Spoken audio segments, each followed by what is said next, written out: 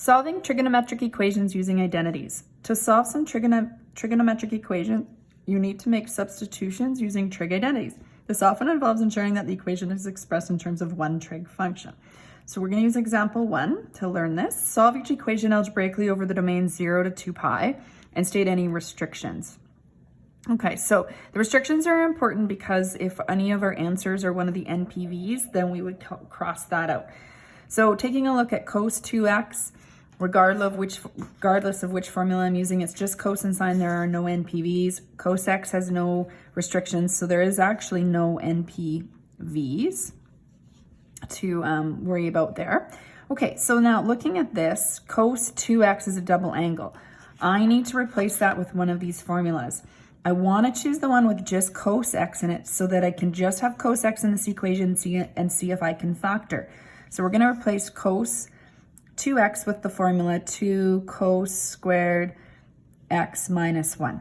So that's cos 2x. Plus 1 is still in the question and minus cos x is still in the question. Keeping it in mind, it's still an equation. Equals 0 is there.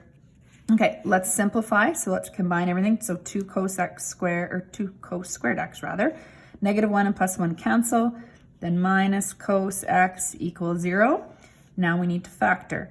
So cos x, open up the brackets, 2 cos x minus 1 equals 0. Solve. From here, we've learned solving.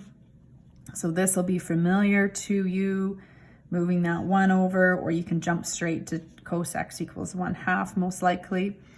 So cos x equals 1/2, we're going to use our circle. We go to the x values and we find out that 0 is the x coordinates at pi by 2. And at 3 pi by 2. So x equals pi by 2, 3 pi by 2. Remember that you want to say x equals, you want your solution. These are not any NPVs. We only need one revolution of 0 to 2 pi, so these answers are good. Cos x equals 1/2. We're going to use our triangle and we're going to find our reference angle. The reference angle for 1/2, so if we're dealing with adjacent or hypotenuse, this must be the reference angle of pi by 3. So that means we're dealing with quadrants 1 and quadrants 4. So x is equal to pi by 3 in quadrant 1, and in quadrant 4, x is equal to 5 pi by 3. Again, there are no NPVs, so these are the solutions.